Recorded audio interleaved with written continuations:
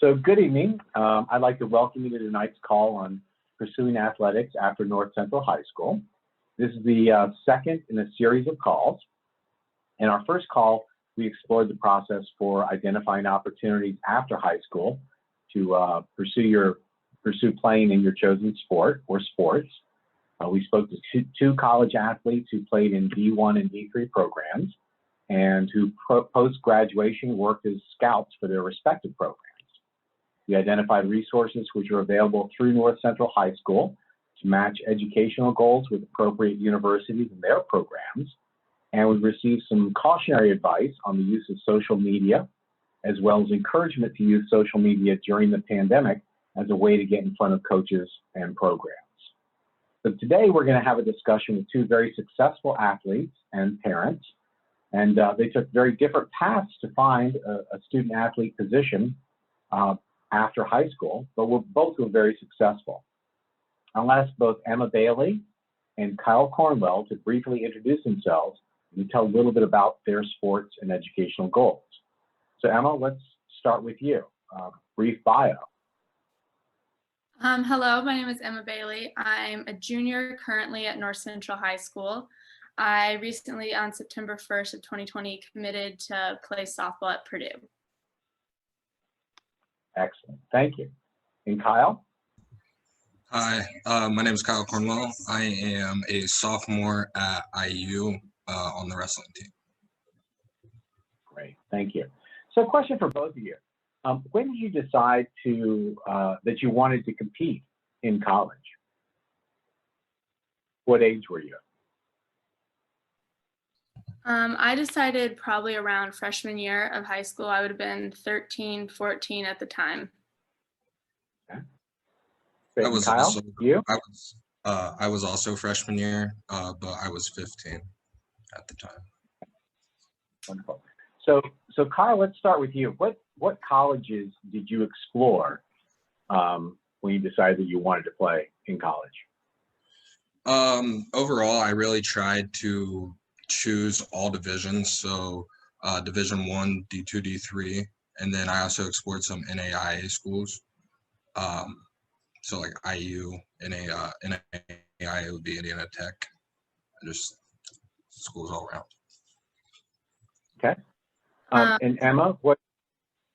Yeah, so similar to what Kyle said, I started looking anything from NAIA to D1. And as I sort of continued to progress as an athlete, I started to take a look at sort of location, academics, that sort of thing, and then I started narrowing down my list. Okay, great. So you both mentioned NAIA and D1, D2, D3. So if you would, share just a little bit, what is NAIA and what is D1, what is D2, D3?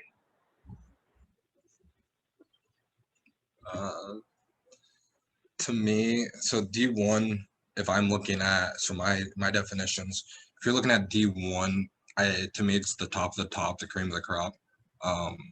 It's your big IU, your Big 10, your SEC, your Big 12 schools that you see the most media, the most attention on, and most of your sports.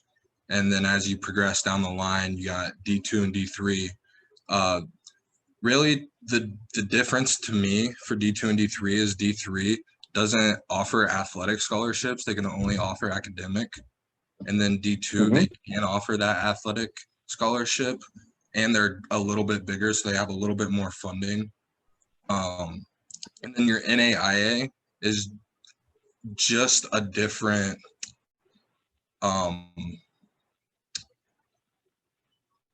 it's not NCAA. It's a different administration. Right. So if you're really looking at NAIA, there's nothing wrong with it. To me, I would think of an NAIA school almost equivalent to D2 or a D1 school. I mean, you have some NAIA schools for wrestling that are wrestling in Iowa or Iowa State at tournaments. So it's just really all where you pick.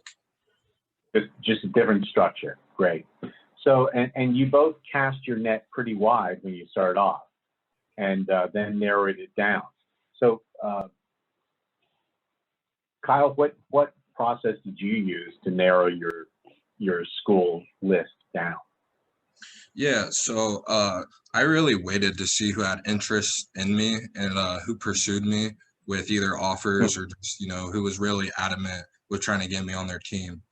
Once I Mm-hmm. started seeing some offers roll in or seeing that high attack from the coaches, I went on as many visits as I could possible to see the environment and to see the people that I would be working with every single day. Um, Mm-hmm. this really allowed me to, get the feel of the place, see if I felt like, I could progress as an athlete, but also as, a student there and get my education. So Mm-hmm. I had a couple of schools that, were really focused on the athletic side and it really just, academics comes first as your student athlete. So I wanted Right. somewhere that, you know, focused on academics, but also was good in athletics. Mm-hmm. Super. So Emma, what did you do to narrow down your list as well? So for me, my prime recruiting time was this past summer during COVID. So a lot of the things like camps and college visits, unfortunately, I wasn't able to do. So the big thing for me was tons and tons of research on schools, really looking at what specific things I was interested in, not only for an athletic program, but on the academic side. I also took unofficial visits to tons of schools, sort of getting a feel for campuses was a big piece for me. And then the final thing sort of came down to finding that school that was the best fit academically and athletically. Excellent. So as you started this process, so you both decided that you were right at that transition from, I guess, middle school or junior high school, depending upon where you are, into high school. What did you do to prepare yourself for this role, for pursuing athletics at this level? Kyle, let's go ahead and start with you. So starting at a young age, so even in elementary school, I was always wrestling up, up in age. I was wrestling middle schoolers in elementary. I was wrestling high schoolers in middle school. And then, once eighth grade, my son over the summer, my dad sent me to a camp, 28-day intensive wrestling camp. I was just joking about it, but he sent me there. And coming back my freshman year, I I felt, real good to start, going around the state and finding people at different high schools that were good to go wrestle around, getting my name out there, kind of, making connections and friends for them to, uh, you know, kind of word of mouth talk to coaches when they go on their visits. So. Okay. Great. And Emma, how about you? For me, a big component of it was not only finding a place where I could play and get experience, but also get exposure. So with the whole COVID thing, I had to work extremely hard, spent hours and hours doing emails. My parents helped edit them, sent those out to coaches, and with those emails, really focused on customizing them to the school and really letting those coaches that you're interested in playing at the next level and you're also interested in playing at their school. And then the other thing would be Twitter was a big part of my recruitment process, and making sure to tag the coaches that I was interested in, and making sure I sent out emails with my schedules for my tournaments. And I also had to include the link so that coaches could watch them from their homes or offices or wherever they were. Mm-hmm.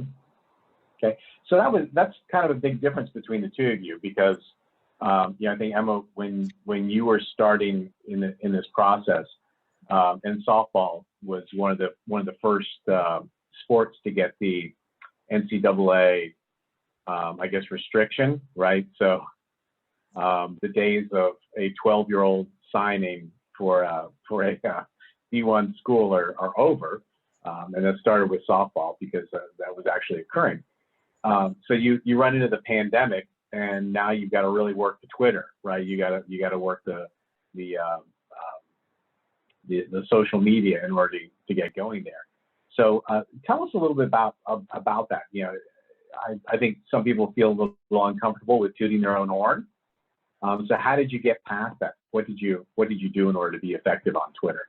Yeah, so I, in the beginning, was definitely not a fan of always posting my videos. Hey, look here, look at what I'm doing. But it was all about practice and continuing to craft tweets that were always humble, but also let the coaches know, like, here are the cool things that I was able to do this past weekend, or here's the extra work that I'm putting in.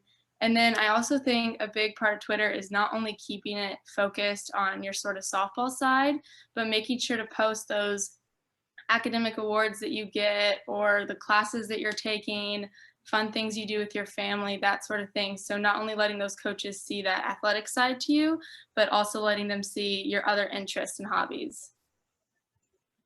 Great. And so Kyle, you were in a little bit different situation, and not being, wrestling not being a team sport, you had the ability to travel, right, when you were first pursuing your deal. So tell us a little bit about that. What was your process like, and what did you do to stand out? Yeah, so with being able to travel and go to these big national tournaments, just even smaller tournaments with a team of friends to, a smaller school just in different states or something like that, you'd always have either at the smaller tournaments, those littler next level schools, those D2, D3 NAIA schools. So you're still getting the word of mouth and, the college coaches looking at you. Um, and then just at, those bigger tournaments, me trying to stand out, I was always trying to, wrestling, big contact sport. I was trying to make someone bleed all the time. I was, trying to push myself, trying to push my opponent and just, really show that, hey, I got what it takes to make it to the next level. I'm this much better than my opponent. I want to be the best in the country and, one time the best in the world, hopefully. So, it was just a process. And then, coaches will come up and talk to you if they like what they see. And then from there, it's just kind of telling them your personality, letting them get to know the real you to see if they like the fit and how you would, really match with their team. Mm-hmm. So you both talked a little bit about the fit, and you again cast your net wide. What made a good fit for you, or what made a not so good fit for you? Kyle, let's start with you. So I went. I visited a small school in Iowa, and I remember, being 8 hours away from home, with dad, of course. But I was thinking to myself the whole time, I was like, man, I don't want to be this far away from home. It's like I'd love to be, far enough away from home where, I can't run back home. If I get in trouble, I'm still out on my own. And Right. I'm still, growing up, and I'm in an uncomfortable, situation. So I have to, grow up, be an adult. But then again, it's like I wanted somewhere that was gonna better myself academically and athletically. I wanted people who were gonna push me to be my best every day. And I really didn't feel that at the smaller schools because I came from a smaller school and I wanted something that felt different. Excellent, thank you. And Emma, when you were looking at fit, what were you specifically looking for? So I'm going to talk about the location thing real quick. I had always had it in my mind from being little that I was like, oh, I'm going to go to college really far away. I'm not going to stay close to home. And now I'm committed an hour and 30 minutes away from home, but I wouldn't have been able to find a better place. For me, I am really big on my academics. It's a key part of my life, and I focus on them as much, if not more, than I do my athletics, honestly. And with Purdue being ranked in the top 10 for public schools nationally, perfect fit. They had the degree I was interested in. And then also I was able to, the winter before COVID started, I went to a camp at Purdue. I was able to talk to the coaches, listen to their sort of story and what they like about their program. And they are big on family, and that was a really key component for me. I'm an only child, so I'm always with my parents, and I wanted to be somewhere where my parents could come see me quickly, and I also wanted to be at a program where family was extremely important. Coach Boo, who's the head coach, she has 2 kids now, but her youngest daughter is always on the Zoom calls that we have. She's always at the field for the games, and I just really love that component to that.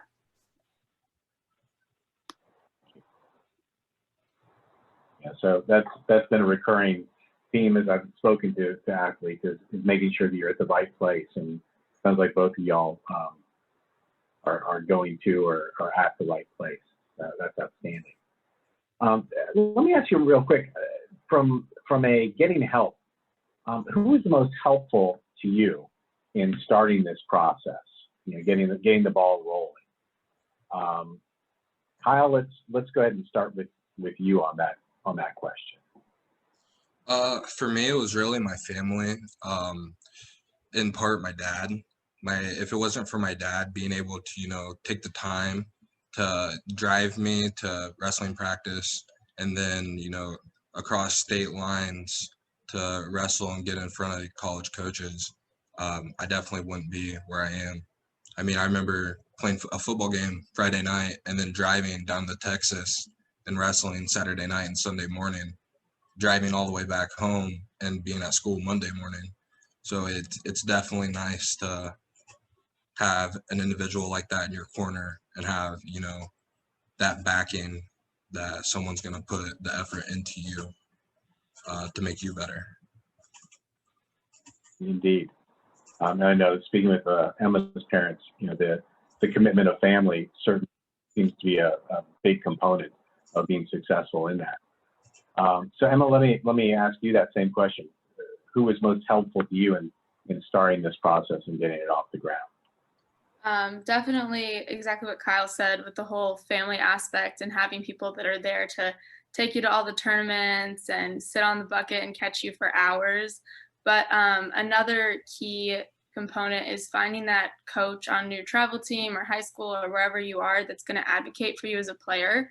So I'm no longer on that team, but my travel team last summer, my coach, that was his biggest goal was knowing that as of September 1st, which is the first day that we as softball players could commit to D1 schools and talk to them, that every single girl on our team was going to have a place to play. So family and definitely finding that coach that's willing to advocate to other coaches for you.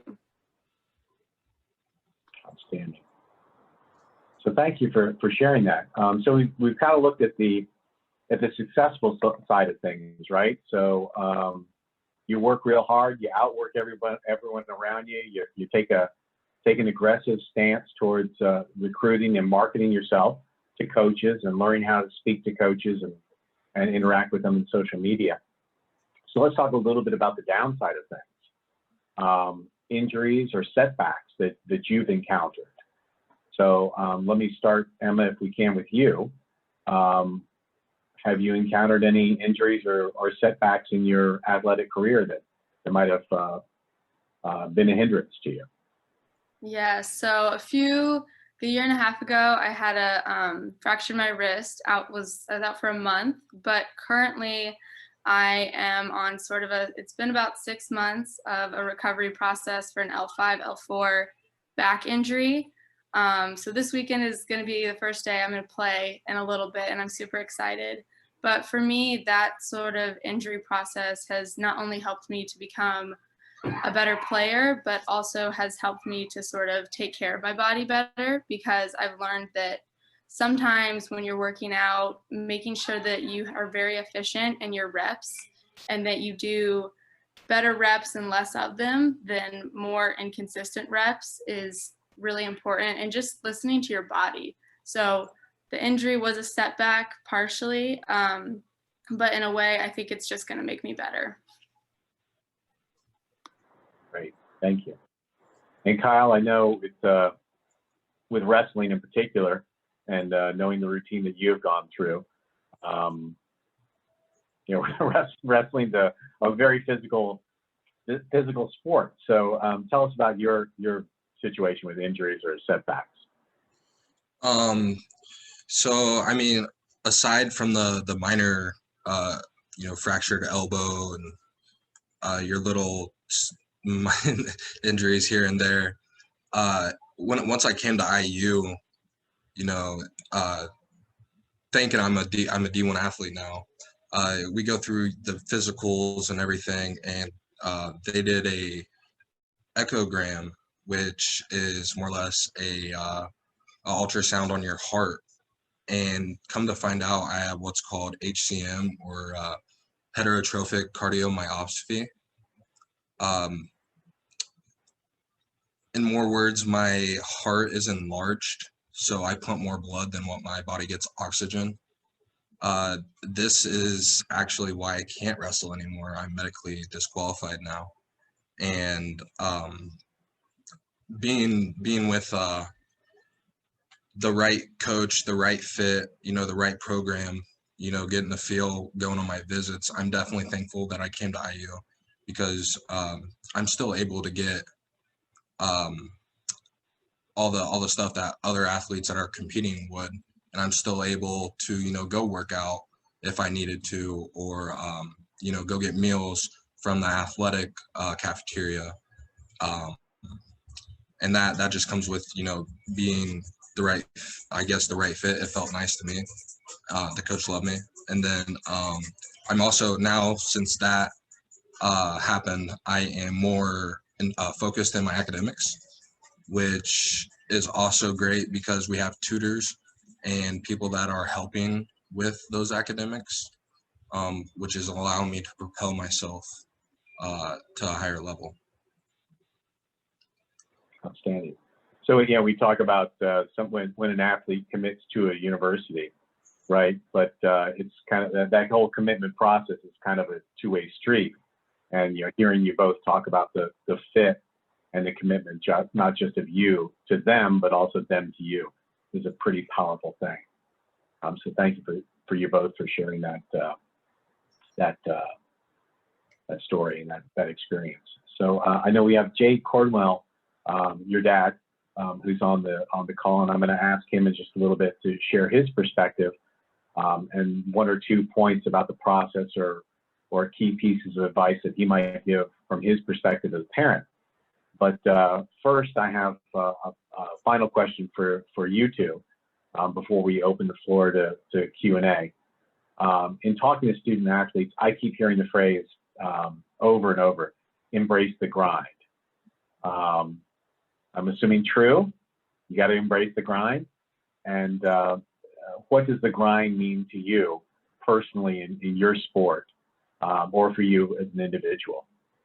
So Emma, if I can start with you, what does that grind mean, and what does that mean for you? Yeah, so real quick, there's a team finishing up practice. So if you hear children, oh, they're singing happy birthday currently. I'll let Kyle go first and then I'll answer. Okay, so Kyle, let's flip it over to you. Okay. So embrace the grind to me is, especially in wrestling, because wrestling is one of your, you know, you're battling one person, you know, against you in the sport. It's who's stronger than the other person, who's gonna, you know, propel their will, impose their will on the other person, you know. So I was getting up at, you know, 6 a.m. to go lift, you know, had dad coming in, get up, we got to go lift. So waking up every day, I was kind of, oh man, I really don't want to do this. But you know, your body's kind of a machine. Once you tell your mind to, you know, you just gotta be blank with it, kind of tell yourself to shut up and just go do it. Because every day someone else is out in the world, out in the country, next state over, next school over, getting better, to try and, you know, take your opportunities from you. And I didn't want any opportunities from me taken from me, so I was gonna try to always outwork the competition and try to always, you know, make myself the best that I could possibly be. Outstanding. Thank you for sharing that. And Emma, I'm assuming that the noise that we're getting from the singing happy birthdays, because you're actually joining us. So Kyle's in his apartment, and you're actually joining us from a workout space where you're teaching pitching. Is that right? Did I get that right? Yeah, I teach pitching here. I also do pitching lessons, hitting lessons, and extra strength stuff. But since It's a rainy day. I just came down to do my own little workout for a little bit. It appears to have quieted down. So I'm going to go ahead and answer your question real quick, and hopefully we don't get a second version of happy birthday. For me, as far as the embracing the grind thing, I think a small part of my story as an athlete that I'll share real quick is that when I was younger, I was on travel teams, I did pitching lessons, but I didn't really have coaches that put me in to pitch a lot, or I didn't really get to hit very often. So for me, I always had the mentality of you had to outwork everybody to even get a sliver of the amount of time that people were getting. So for me, up until a couple years ago, I didn't really get to pitch that consistently on teams.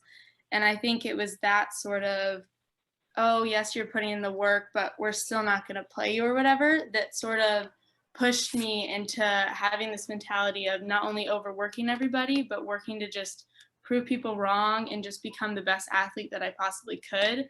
So whether that be waking up at 5 a.m. to do my physical therapy before we have school at 7, or doing all my PT stuff before practices, watching game film so I know the opponents that we're playing, getting in those extra reps. And another thing for embracing the grind is also knowing when to do recovery, because I know that it gets tiring. Like this week we have 3 back-to-back games, tournament on the Saturday. So that's definitely a key component is, yes, embrace the grind, but also listen to your body and know when you need to take a little bit of recovery time.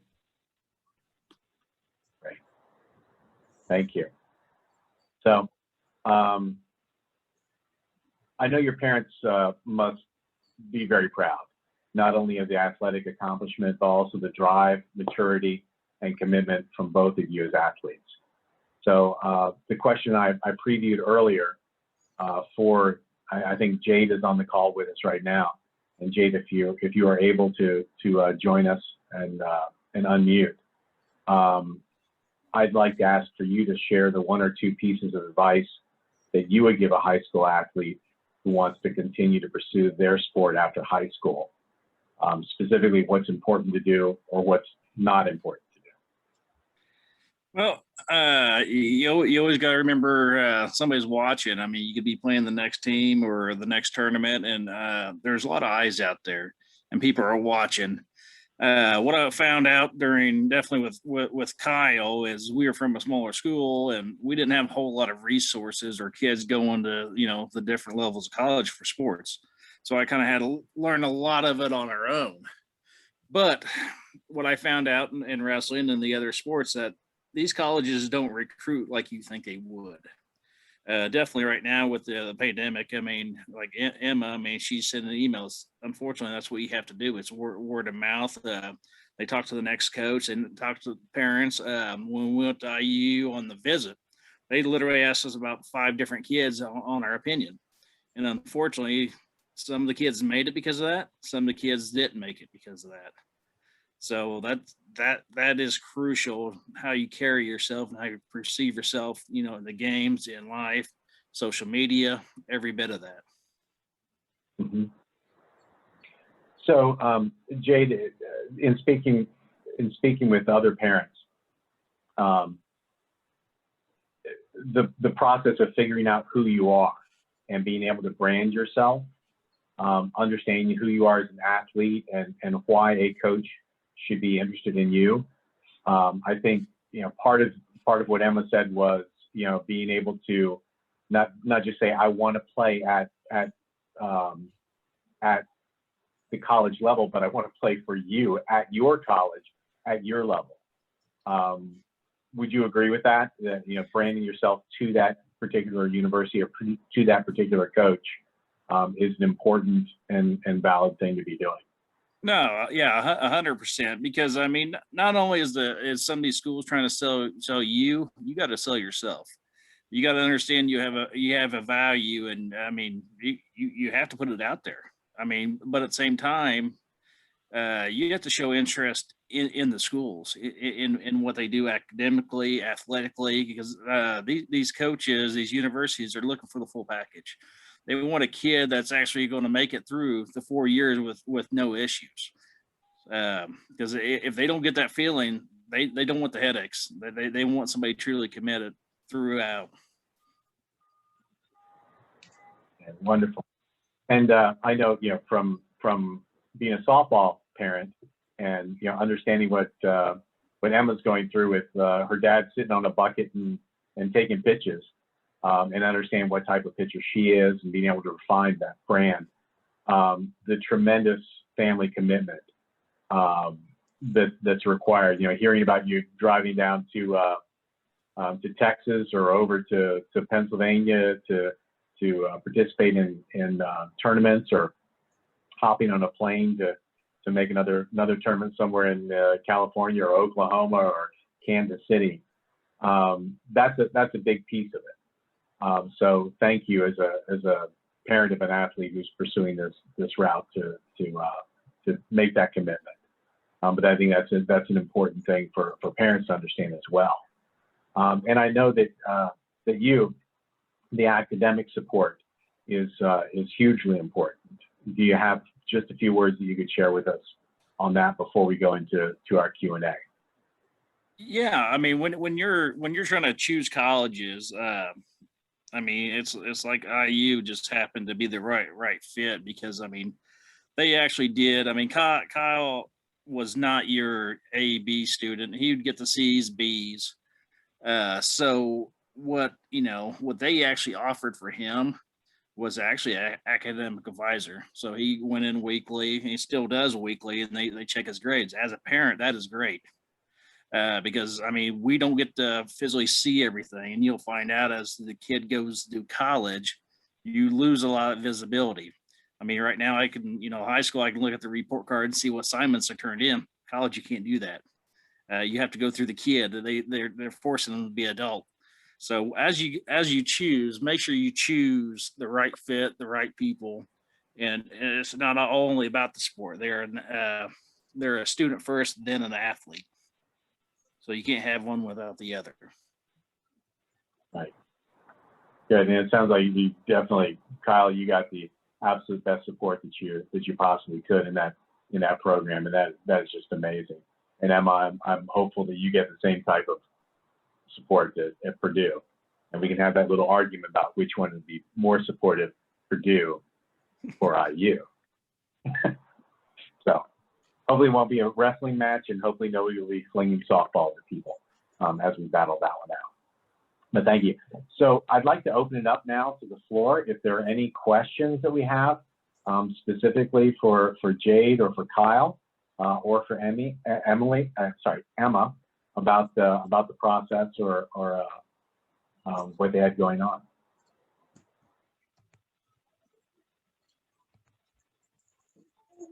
And if not, that's perfectly okay.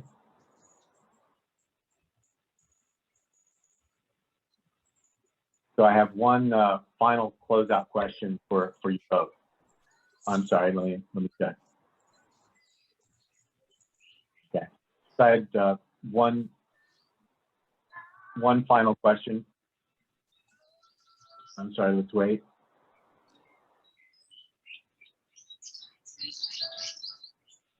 We have a question Okay, from Ms. Phillips. There's a question from Ms. Phillips. All right, so. Hi, oh, sorry. I have a question about Twitter. Is there, or like for Emma, so how you got started on Twitter and like how you reach out and like the process of using it? I'm just not, or could you explain that to me? Yeah, so for me, I just started with practicing. So I would take videos when I would practice, use iMovie to cut those up, write a short little brief description about what I was doing. And then in the beginning, I didn't actually tag coaches. But then my past travel coach, his wife is the head coach at Duke, and we got the opportunity to talk to her a couple times. And she said to go ahead and do it. The coaches won't get frustrated about it. It's just an extra way to sort of push it into those coaches' feeds. So posting schedules is always a good thing to do for tournaments, posting practice videos. Those are probably the two best places to start. Thank you. And then, oh, I just remember something. And then there are a couple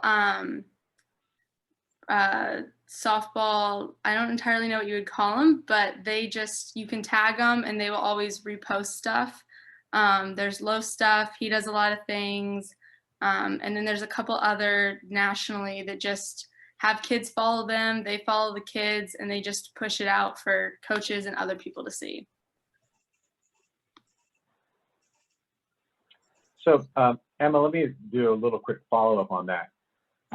So with social media, I've heard some people will set up a special account on Twitter, or a special Facebook account, or a special email account that is just, in your case, would be just softball related. Good idea, bad idea? Thoughts there? That's what I did as far as Twitter. So I didn't have one before. I set it up just for softball. In my little bio, I put team that I played for, sort of my position, grad year, height, which was a big thing for me. You can even put GPA, and then there are a couple of programs like Sports Recruits is a big one that are sort of online. You can push emails out through there and videos. So I linked that profile. So yeah, I would recommend, as far as Twitter, I think is the big one for softball. I'm not sure where other sports do all that stuff, but for softball, definitely do a separate Twitter account. Thank you. I have a question for Mr. Cornwell, if we still have time. Absolutely. Hi, Kyle. My name's Andy Elkins. I'm the athletics director at North Central, and I was wondering how you found out if Indiana had what you wanted to major in. Did you get on campus and know you were going to IU before you knew what you wanted to do past college? Or how exactly did you find out IU had your major that you were wanting to do after college? How did you find that out? Yeah, so my senior year, I was in a career center, and in my career centers class, it was a business class, and the teacher had us research 5 or 6 different colleges we could see ourselves at in the future. And once I looked up IU, I knew I wanted to be a sports management marketing major, and I was pretty sure IU had one of them, and fortunately they did. So once I took my visit, I kind of knew in my head that I already wanted to be at this place. IU was kind of big in my family for my older generation, and I kind of wanted to get back on track. And then once I got offered, it was a for sure thing. Got it. Thank you. Yes, sir.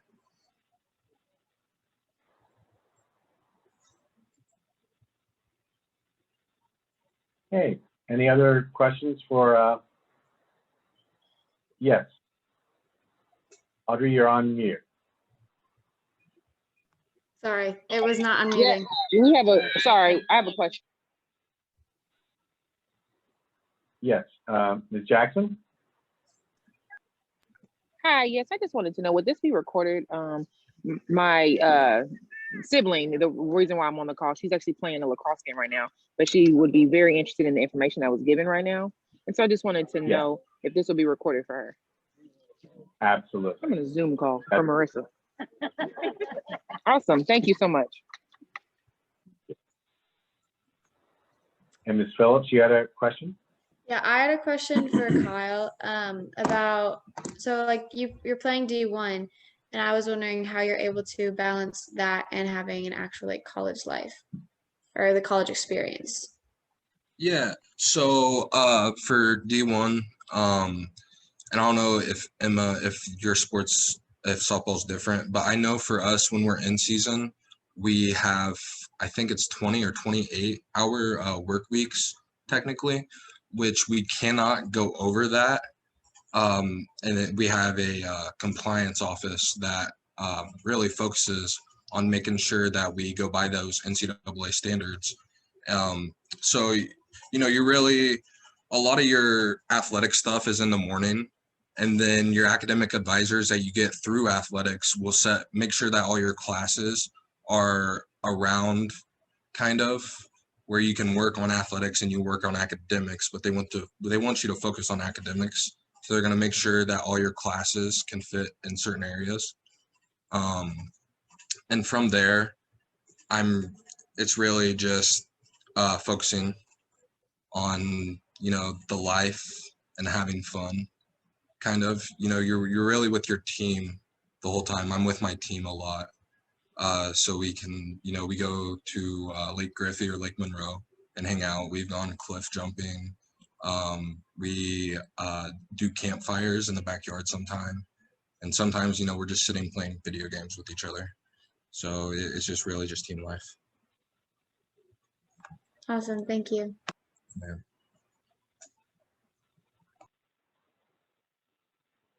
So Kyle, let me drill down on that just a little bit, because although you're medically disqualified from actually wrestling, you are still part of that wrestling team, correct?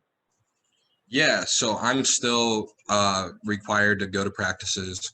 I'm still all around a part of the team. Like, it's almost like if I was at a wrestling meet, because I'm still able to go, that I was getting ready to put a singlet on and go out to the mat. The guys, they're your team environment. Like Emma said earlier, it's a family.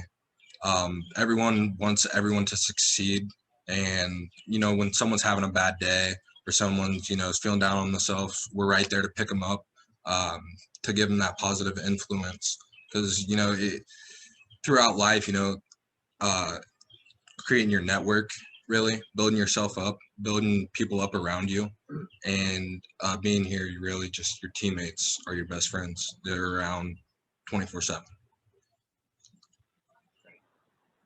Thank you.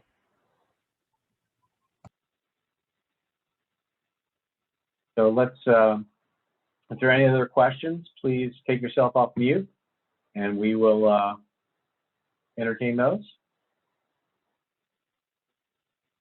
And if not, I did have one other question for both of you, which is, so we talked about, high school and getting from high school into college and what your plans were there.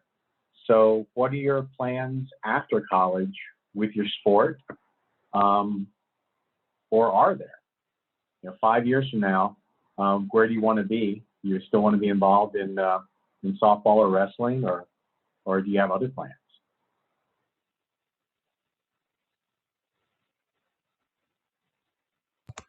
So Emma, let's go ahead and start with you.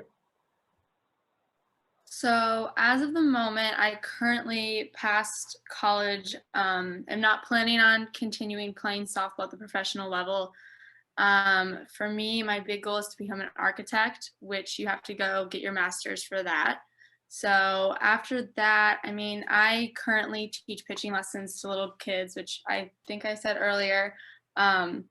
And I would love to continue coaching, whether that be travel, high school, maybe even coaching college. I'm not sure yet, but I definitely would love to do that as well.